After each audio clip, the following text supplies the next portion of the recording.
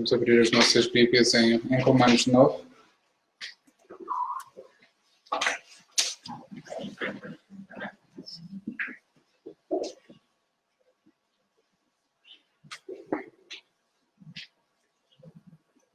Diz assim a palavra: em Cristo digo a verdade, não minto, dando-me testemunho a minha consciência no Espírito Santo, que tenho grande tristeza e contínua dor no meu coração, porque eu mesmo poderia desejar ser separado de Cristo, por amor de meus irmãos, que são meus parentes segundo a carne.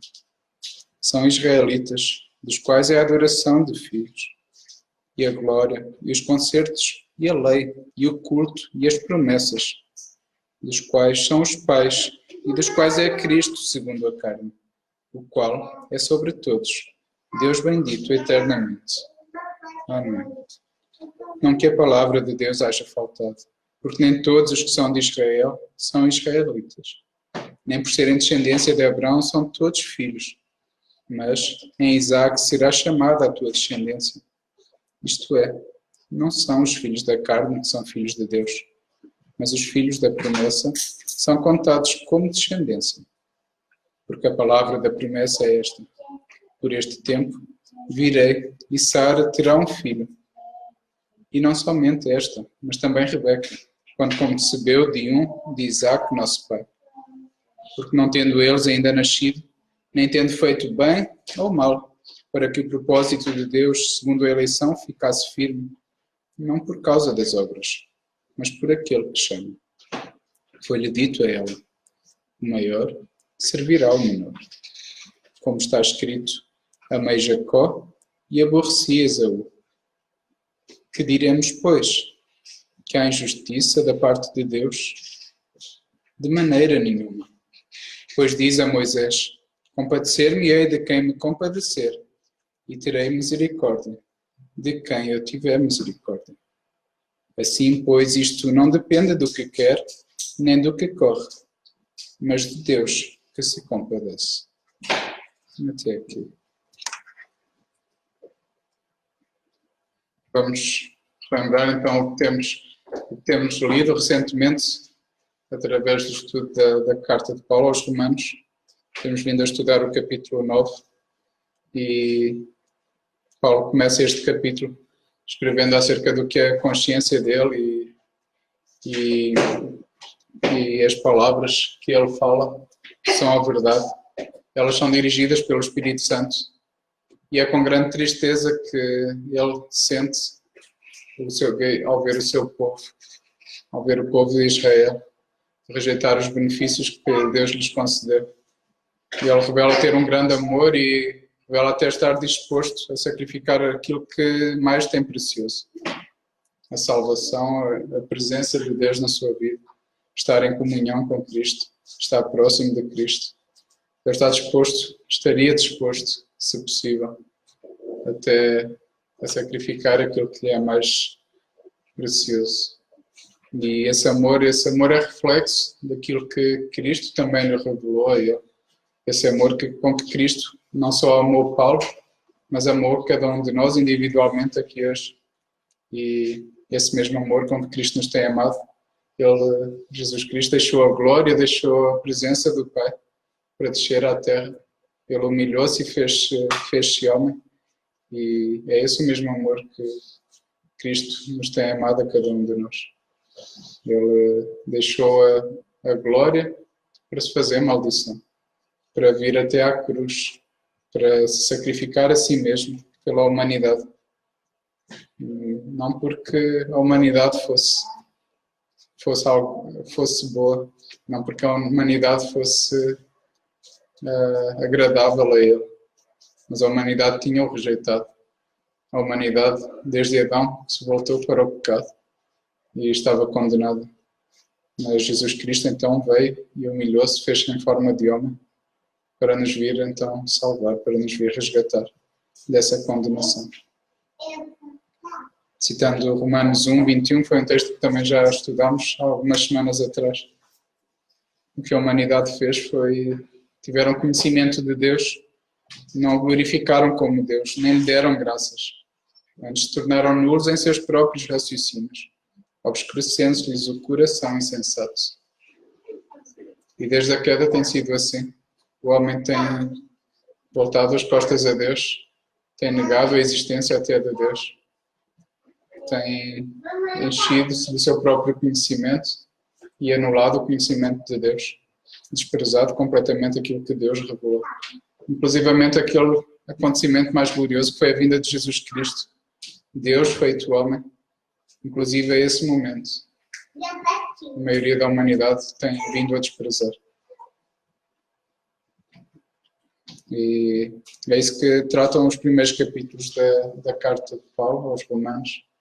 Falam da condenação humana, da condição em que o homem está devido ao pecado, da condenação que Deus então colocou à humanidade. Mas traz-nos esperança, traz-nos a esperança do Evangelho. Sabermos que em Jesus Cristo há salvação, em Jesus Cristo há esperança. E sabermos que em Jesus Cristo, nós que estamos em Jesus Cristo, não somos mais condenados, mas temos vida mesmo. E fomos estimulados, especialmente na semana passada, nestas últimas semanas, a imitarmos Paulo, da mesma forma que Paulo imitou Cristo, nesse amor com que nos amou, nesse amor sacrificial. Nós fomos então estimulados a imitarmos Paulo também, nessa medida. E aprendemos que devemos amar os portugueses, devemos interceder por eles, levar o Evangelho a eles, pois ainda que seja necessário sacrificarmos a nós mesmos, o nosso bem-estar, a nossa imagem, o nosso tempo, ou até, se necessário, a nossa integridade física. Nós sabemos que é essa a única esperança para o povo português, não só para o povo português, mas para a Europa e para o mundo inteiro. E é essa esperança que nós queremos levar, a esperança do Evangelho. Levar essa esperança que o Evangelho nos deu a nós, para que o mundo também venha a conhecer Jesus Cristo. E especialmente no final do versículo 5 de Romanos 9, fomos também guiados a outros textos que nos mostram como Cristo é o verdadeiro Deus. E Ele é a vida eterna. Ele, cujas origens são desde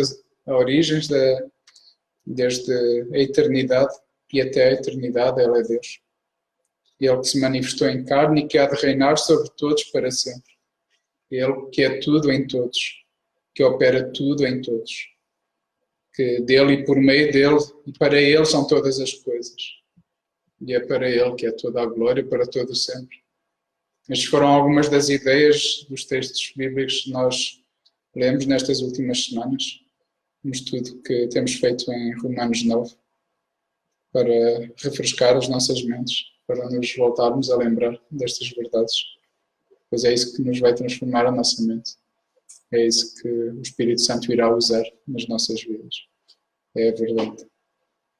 Então, com este ensino somos desafiados a nos comprometermos a fazer todas as coisas para a glória de Deus. Seja aquilo que for. Que nós aprendamos isso, que coloquemos isso em prática nas nossas vidas.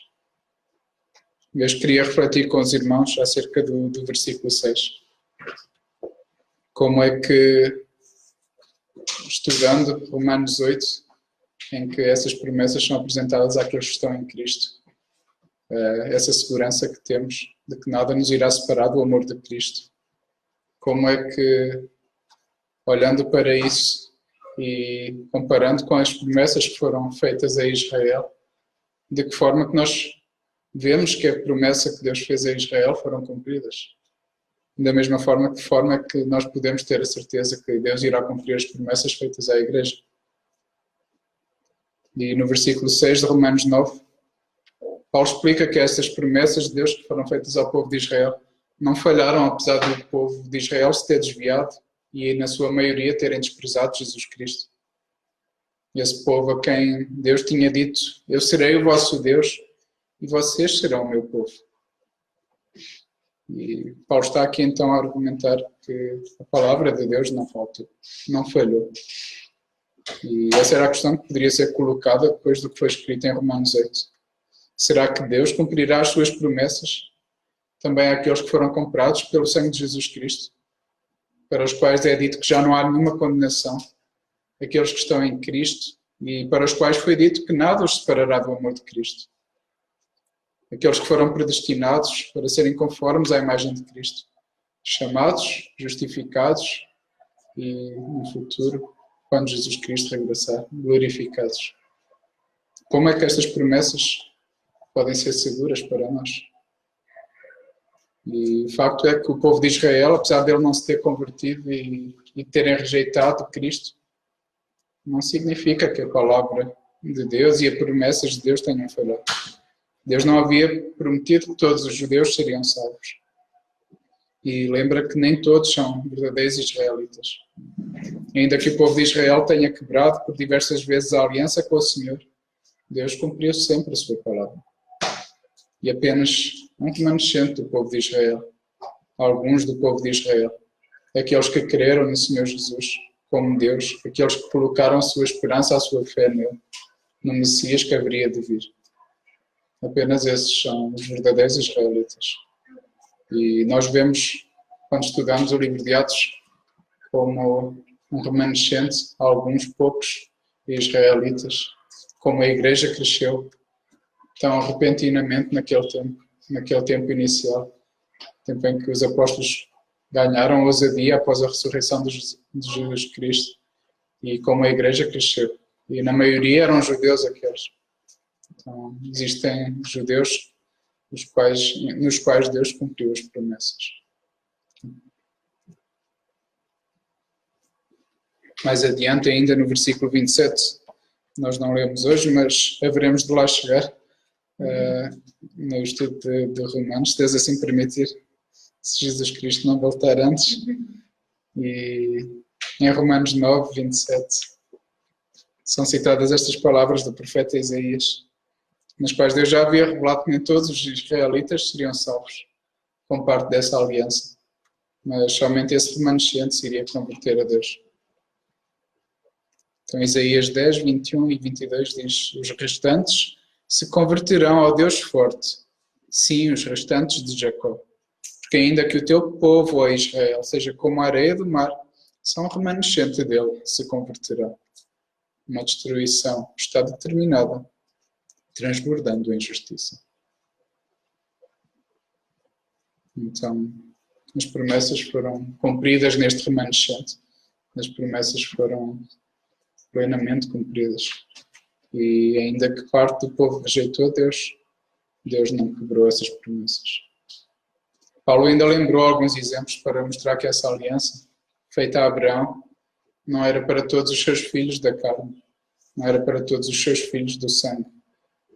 E não era por serem simplesmente descendentes de Abraão que seriam salvos. E vemos logo nessa primeira descendência de Abraão, vemos como Deus escolheu Isaac para cumprir a sua promessa. Ele era o filho prometido, ele era o filho que Deus havia prometido a Abraão e Sara. E vemos também como Deus escolheu Jacó e não Esaú. Ainda quando nada haviam tido feito, ainda não haviam feito nada que fosse objeto dessa graça, dessa misericórdia de serem salvos. Mas Deus escolheu ali perpetuar a sua aliança com a descendência de Jacó e não com a descendência de Esaú. E estes e muitos outros descendentes de Abraão, nós podemos estudar ao longo do Antigo Testamento, ensinam-nos que apesar de um povo inteiro ter conhecido essa promessa e essas bênçãos de Deus, apenas uma parte se converteu realmente a Deus. Apenas uma parte seguiu aquilo que Deus instruía. E essa parte então foi separada para que um dia viesse Jesus Cristo dessa descendência. Jesus Cristo que é a descendência de Abraão, de Davi. Nós vemos como Deus, ao longo do Antigo Testamento, cumpre o seu propósito, cumpre os seus planos, usando aqueles que quer, da forma que melhor ele sabe. E apesar de todo o pecado da humanidade, apesar do pecado que existia na vida desses descendentes, Deus cumpriu o seu propósito. E Jesus Cristo veio ao mundo E o mundo então conheceu essa justiça e essa glória de Deus. Essa justiça foi manifestada então em Jesus Cristo. E no Evangelho de João, logo no primeiro capítulo, Jesus Cristo é apresentado desta forma. Ali estava a luz verdadeira que ilumina a todo o homem que vem ao mundo. Estava no mundo e o mundo foi feito por ele. E o mundo não o conheceu. Veio para o que era seu e os seus não o receberam. Mas a todos quantos o receberam, deu-lhes o poder de serem feitos filhos de Deus, aos que creem no seu nome, os quais não nasceram do sangue, nem da vontade da carne, nem da vontade do homem, mas de Deus. Então, Cristo veio ao mundo e foi manifesto a todos. E tem sido pregado o Evangelho de Jesus Cristo. Aquilo que Jesus Cristo veio fazer aqui ao mundo. E ainda assim alguns têm-no rejeitado. Mas a grande mensagem é que aqueles que reconhecem Jesus Cristo como Deus, aqueles que colocam a sua confiança somente no Senhor Jesus Cristo, esses foram tornados filhos de Deus. Isso é o poder que existe no sacrifício de Jesus Cristo. É esse o poder que existe na fé em Jesus Cristo. Nós somos tornados filhos de Deus. Nós que cremos no seu nome, nós que cremos naquele que Ele é. Nós que sabemos que Ele é Deus. E é Deus quem revela isso, é Deus quem nos mostra isso e nos permite ver a glória do seu Filho Jesus. E é aquele perdão com que nós somos alcançados por meio da sua vida. Nós vamos ver então agora vários textos, através dos quais nós poderemos ver que a vontade do Senhor, a palavra do Senhor, o próprio Deus, Ele não muda, Ele é imutável. Isso é uma das maiores certezas, é uma das maiores coisas que nós podemos confiar. E aquilo que o Senhor disse, Ele irá cumprir. Então vamos passar por vários textos para que as nossas mentes possam mais tarde lembrar aquilo que o Senhor faz, aquilo que o Senhor é. E aumentarmos a nossa confiança, aumentarmos desta forma a nossa segurança naquilo que o Senhor irá cumprir. O Salmo 33, 11 diz assim: o conselho do Senhor permanece para sempre, os intentos do seu coração de geração em geração. Então aqui o conselho do Senhor, Ele não irá mudar, não é influenciado pelos homens, não é influenciado pelas circunstâncias. Ele permanece, Ele será sempre o mesmo. Em Provérbios 19, 21, a mesma ideia. O conselho do Senhor permanecerá. Então, isso contrastado com o que é o coração do homem, como nós mudamos de um dia para o outro, de uma hora para a outra, às vezes até de um minuto para o outro, como todos os nossos propósitos, as nossas vontades, os nossos planos, são mudados como nós somos inconstantes, contrapondo isso com aquilo que o Senhor é. O seu conselho permanecerá, Ele não mudará. E ainda em Malaquias 3,6 diz assim: porque o Senhor não muda, por isso vós, ó filhos de Jacó, não sois consumidos. E nós vemos como constantemente o povo de Israel se desviou e foi perante outros deuses, influenciado também por outras culturas do mundo, como tantas vezes se desviaram para aquilo que era pecado, para aquilo que desagradava plenamente a Deus. Mas como o Senhor manteve a sua promessa, como aquele que Deus havia prometido, Jesus Cristo veio ainda da descendência daquele povo, apesar de desobediente, apesar de pecador como nós somos, Deus usou aquele povo e cumpriu os seus propósitos através daquele povo.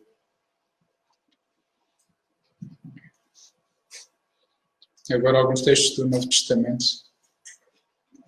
O próprio Jesus diz: o céu e a terra passarão, mas as minhas palavras não hão de passar. Então, tudo aqui na Terra há de passar. Nós, quando estudamos escatologia, agora recentemente, vimos como todas as coisas irão passar e como o Senhor Jesus Cristo irá ser glorificado em todas as coisas. Todas as pessoas irão reconhecer que Jesus Cristo é Deus. Apesar de que muitos deles já será tarde, já será apenas um reconhecimento para a condenação e não para a salvação. Vamos então, enquanto é tempo, vamos levar esta mensagem a quem ainda não conhece Cristo. Enquanto ainda temos tempo, as nossas famílias, os nossos amigos, os colegas possam conhecer Jesus Cristo. Pois aquilo que nós podemos aprender de Jesus Cristo é algo que não passará e é algo que não muda. Hebreus 6 também fala sobre a imutabilidade do conselho de Deus. Por isso, querendo Deus mostrar mais abundantemente a imutabilidade do seu conselho aos herdeiros da promessa, se interpôs com juramento. Então temos sempre aqui a mesma ideia. As palavras do Senhor não mudam, o conselho do Senhor não muda. A verdade que o Senhor dá não muda, porque é verdade. E Jesus Cristo não muda. Ele é o mesmo ontem, hoje e eternamente. E é assim desde a eternidade, desde antes da criação, que ele estava já com o Pai.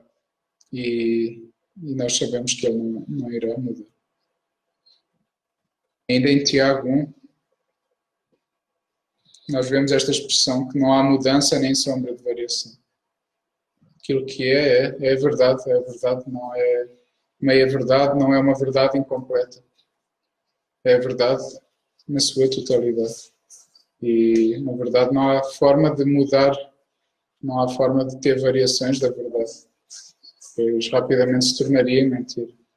E tudo aquilo que o Senhor faz, então, tudo aquilo que o Senhor dá e que vem do alto, toda essa boa dávida e todo o bom dom perfeito vem do alto, descendo do Pai das luzes, em quem não há mudança nem sombra de variação.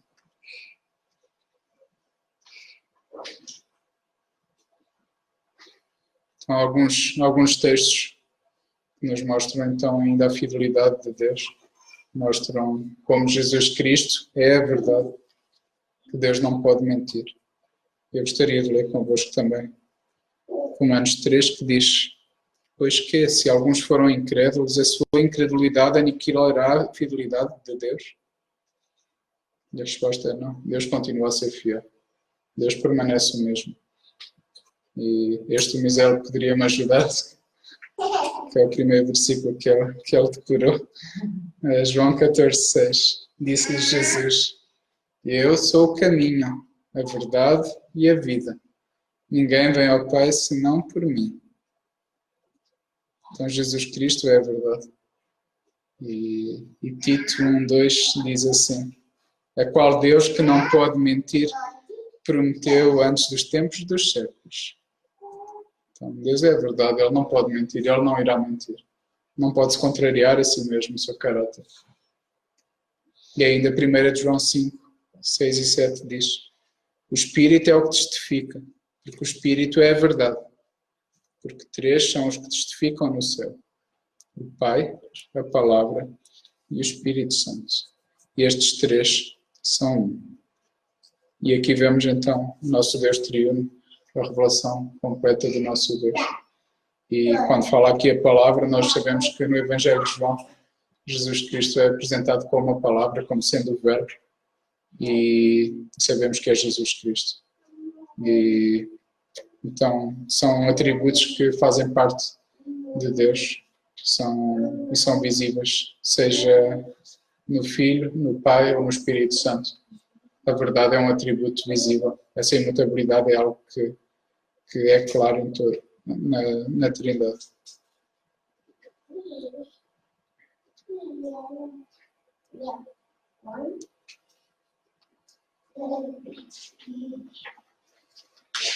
Então, no capítulo 9, ao longo do capítulo 9, Paulo vai argumentar acerca da fidelidade e da justiça de Deus para com o povo de Israel. E como então, de uma forma soberana, Deus se compadeceu de alguns, e a esses ele firmou pela fé, nele mesmo, através de Jesus Cristo e nas suas promessas. E é necessário então entendermos que a palavra de Deus não falhou. Que não falhou com o povo de Israel, não irá falhar com a igreja. E a justiça de Deus também não falhou, pois foi feita justiça em Jesus Cristo. Por meio de Jesus Cristo, que foi à cruz, aí foi feita a justiça por mim. E o sacrifício perfeito foi feito ali naquele momento. E isso, independentemente daquilo que o povo de Israel reconhece, daquilo que, apesar da maioria do povo de Israel não ter reconhecido e ter-se endurecido, Deus cumpriu o seu propósito através de Jesus Cristo.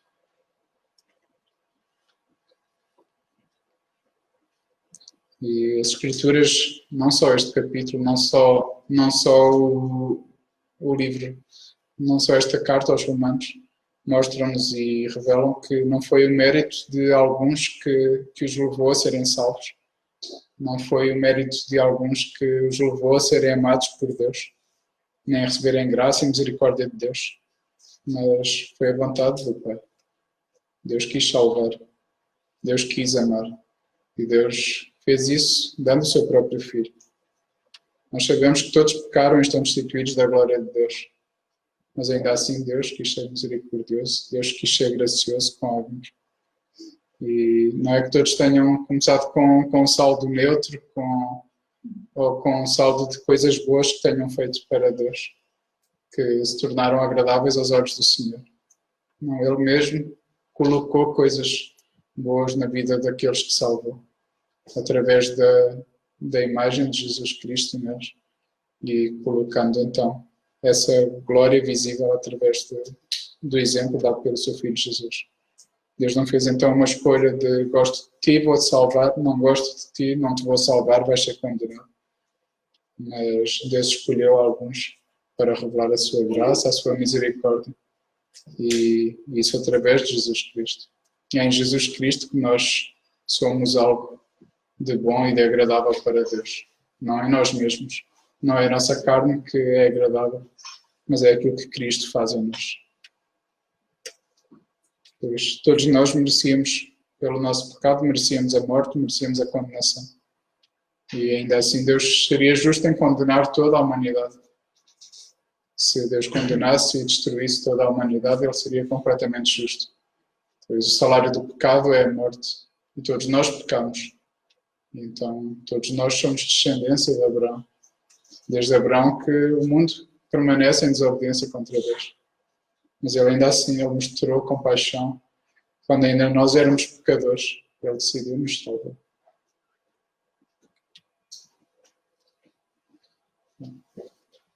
Não li este versículo, eu gostaria de ler convosco, ainda antes de passar. Romanos 9, 11 e o versículo 14 a 16 também. Realcei aqui algumas partes que nos mostram então o propósito de Deus em cada um de nós. Diz assim a palavra: para que o propósito de Deus, segundo a eleição, ficasse firme, não por causa das obras, mas por aquele que chama. E depois continuamos. Que diremos, pois, que há injustiça da parte de Deus? De maneira nenhuma. Pois diz a Moisés: compadecer-me-ei de quem me compadecer. Terei misericórdia de quem eu tiver misericórdia. Assim, pois, isto não depende do que quer, nem do que corre, mas de Deus que se compadece. Isso é uma segurança que nós temos. É sabermos que não depende de nós, da vida, da forma como nós nos comportamos, da forma como nós vivemos aqui na Terra. Depende daquele em quem nós confiamos. É no Senhor Jesus. Ele fez a obra completa lá na cruz. E Ele comprou-nos, Ele tornou-nos filhos de Deus. E é essa a nossa esperança. Essa revelação que nos foi feita de Jesus Cristo, ser filho de Deus e de nos ter comprado para Ele mesmo. Essa esperança que nós confiamos. Que a obra já foi feita. E é claro que Deus continua a nos santificar, continua a boa obra em nós, para que a glória toda seja dada a Ele. E a lei teve um propósito.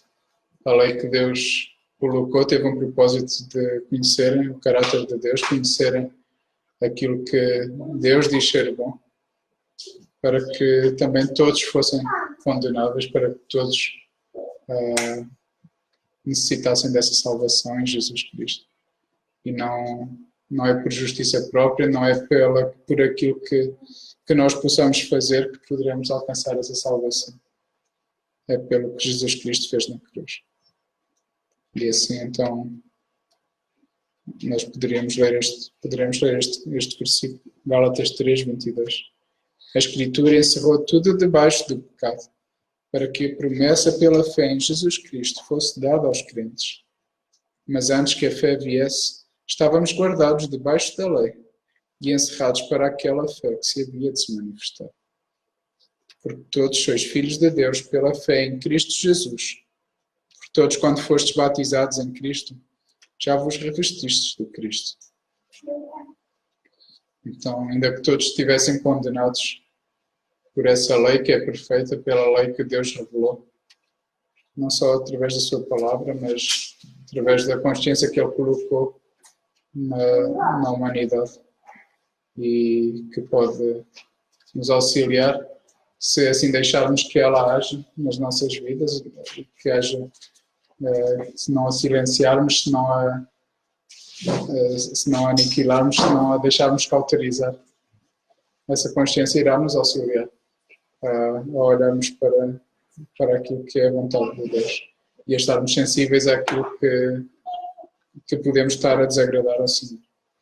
E pela lei, Deus condenou toda a humanidade, mas Ele deu essa esperança que temos em Jesus Cristo.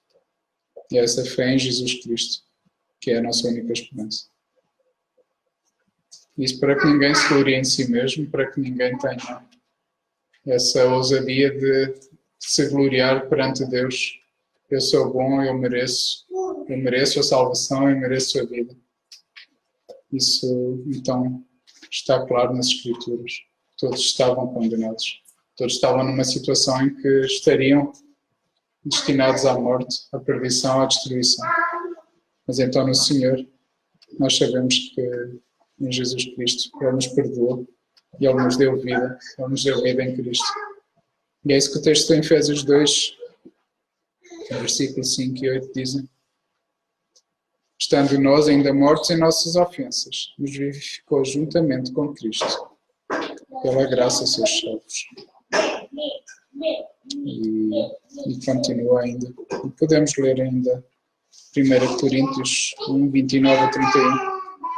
Para que nenhuma carne se glorie perante Ele, mas vós sois dele, em Jesus Cristo, o qual para nós foi feito por Deus, sabedoria e justiça, e santificação e redenção, para que, como está escrito, aquele que se glorie, glorie-se no Senhor.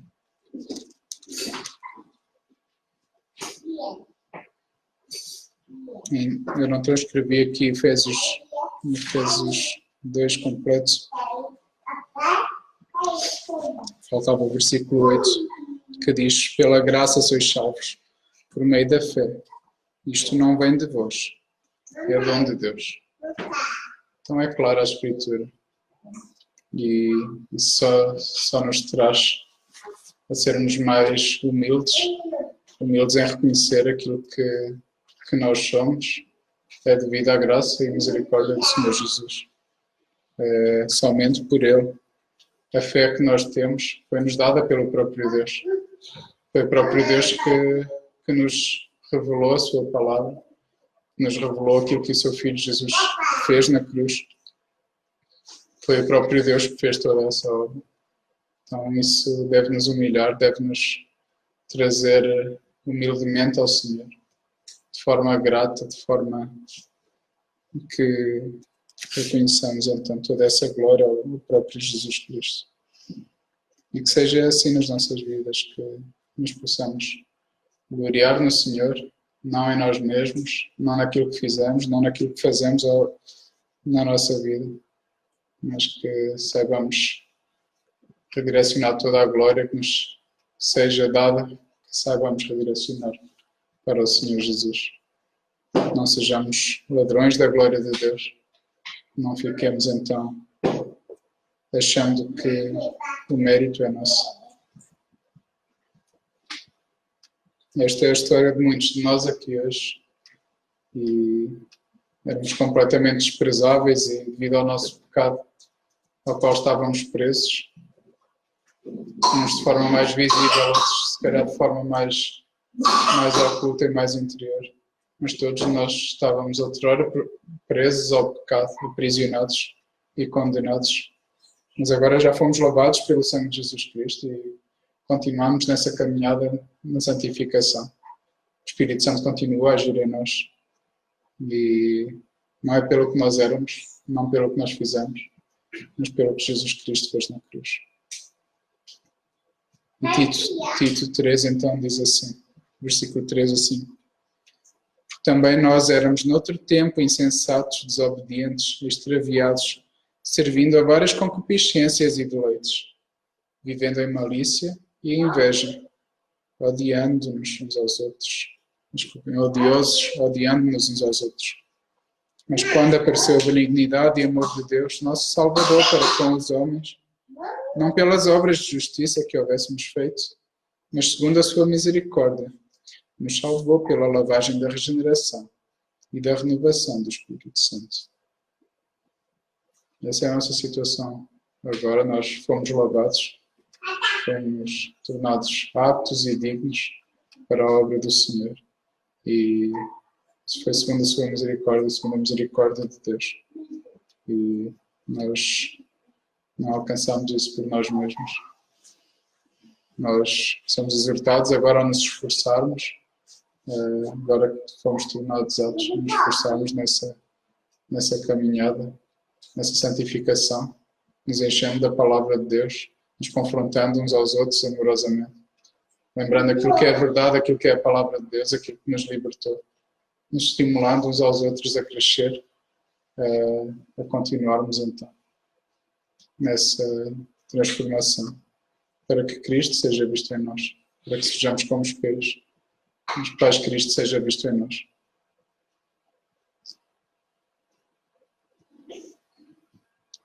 Segundo Timóteo 1, versículo 9 e 10, lembra-nos que nós fomos chamados pela vontade e pela graça de Deus. E foi através da revelação de Jesus Cristo, e não pelo nosso próprio mérito, mas foi pelo seu próprio propósito, a sua própria vontade e pela sua graça. E fomos alcançados então. Diz assim que nos salvou e chamou com uma santa vocação, não segundo as nossas obras, mas segundo o seu próprio propósito e graça, que nos foi dada em Cristo Jesus, antes dos tempos dos séculos, e que é manifesta agora pela aparição de nosso Salvador Jesus Cristo, o qual aboliu a morte e trouxe à luz a vida e a incorrupção pelo Evangelho.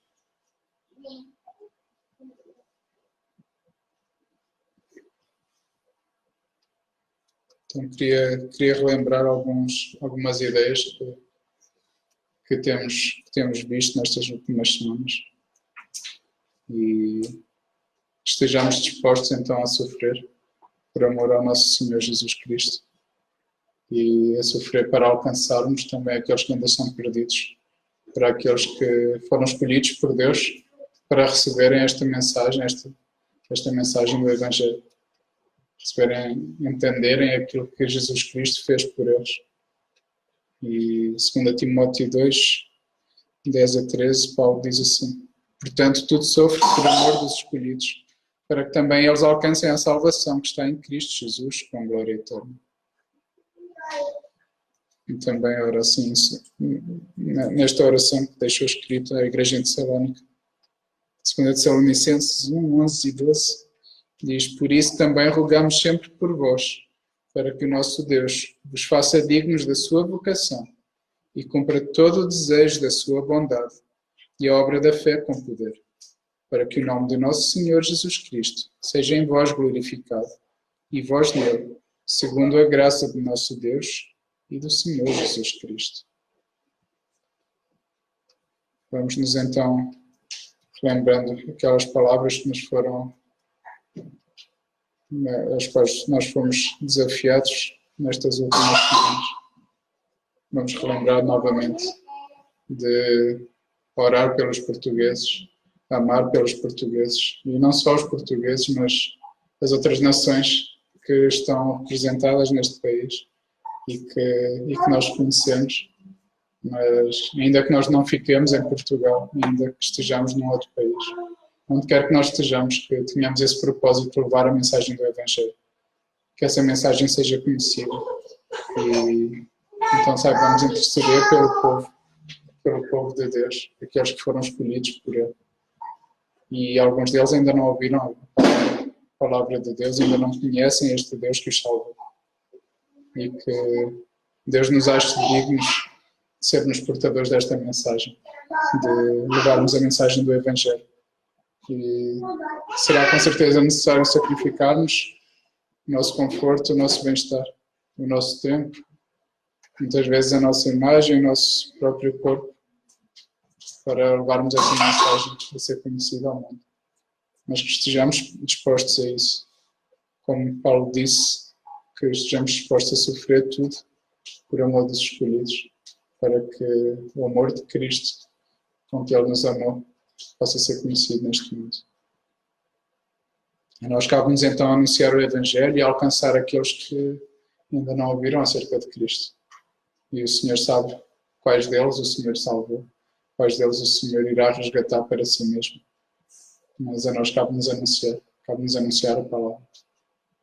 E sabemos que aquilo que mais necessitam é o Evangelho, é a mensagem do Evangelho que os vai libertar.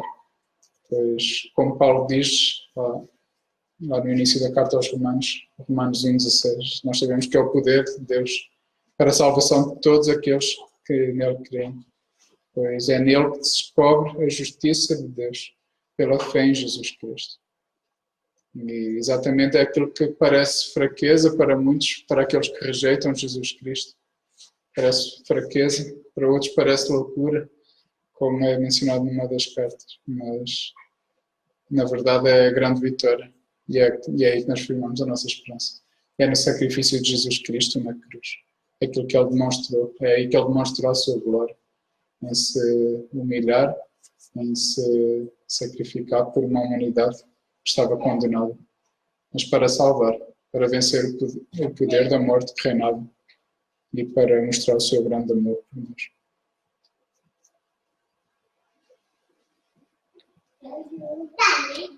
Eu queria relembrar esta frase que temos, com base em vários textos que temos vindo a estudar.